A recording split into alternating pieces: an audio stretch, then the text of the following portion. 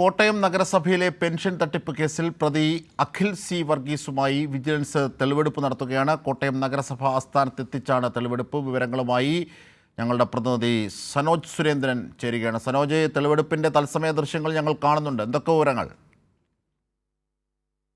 നമുക്കറിയാം, കോട്ടയം നഗരസഭ UDF ഭരിക്കുന്ന നഗരസഭയാണ്. ഈ നഗരസഭയിൽ നിന്നുമാണ് 2,39,00,000 രൂപ അവിടുത്തെ ഒരു ജീവനക്കാരനായിരുന്ന അഖിൽ സി വർഗീസ് തട്ടിയെടുത്തുകൊണ്ട് പോകുന്ന സാഹചര്യമുണ്ടായത്.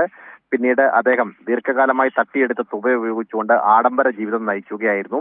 ഇതിനിടയിൽ വിജിലൻസ് നടത്തിയ ഓഡിറ്റ് പരിശോധനയിലാണ് ഇത്തരത്തിൽ തട്ടിപ്പ് നടന്നിട്ടുണ്ട് എന്ന് കണ്ടെത്തുന്ന സാഹചര്യമുണ്ടായത്. എന്നാൽ നഗരസഭാ ഭരണസമിതിക്ക് ഇത് സംബന്ധിച്ച് യാതൊരുവിധ അറിവും ഉണ്ടായിരുന്നില്ല. എന്തായാലും ഈ സംഭവം പിടിക്കപ്പെട്ടതിന് പിന്നാലെ അഖിൽ സി വർഗീസ് ഒളിവിൽ പോവുകയായിരുന്നു. അഖിൽ സി വർഗീസിനെ ഏതാനും ദിവസങ്ങൾ മുമ്പാണ് വിജിലൻസ് സംഘം കസ്റ്റഡിയിലെടുക്കുന്ന സാഹചര്യമുണ്ടായത്. പിന്നീട് കോടതിയിൽ ഹാജരാക്കിയ അഖിലിനെ റിമാൻഡ് ചെയ്യുകയായിരുന്നു. ഇതിനുശേഷം കസ്റ്റഡി അപേക്ഷ ആവശ്യപ്പെട്ടു. 7 ദിവസത്തെ കസ്റ്റഡി അപേക്ഷ ആവശ്യപ്പെട്ടതിന്റെ അടിസ്ഥാനത്തിൽ 5 ദിവസത്തെ കസ്റ്റഡിയാണ് വിജിലൻസ് കോടതി അനുവദിച്ചത്.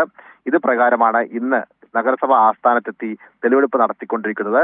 ഈ അഖിൽ സി വർഗീസ് ഉപയോഗിച്ചുകൊണ്ടിരുന്ന ആ സിസ്റ്റത്തിൽ നടന്ന ഇടപാടുകളെ സംബന്ധിച്ചും ഇത് എങ്ങനെയാണ് തട്ടിപ്പ് നടത്തിയത് എന്നതിനെ സംബന്ധിച്ചുമുള്ള ഒരു വിശദമായ ചോദ്യം ചെയ്യലും പരിശോധനയുമാണ് ഇപ്പോൾ നഗരസഭാ ആസ്ഥാനത്ത് നടന്നുകൊണ്ടിരിക്കുന്നത്.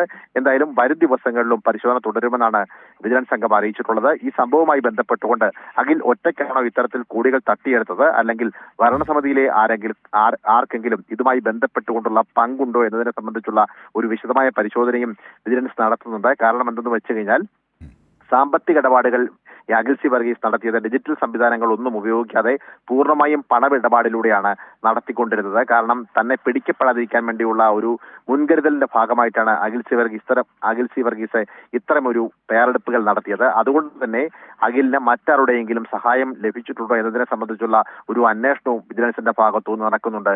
അജിംഷാദ്.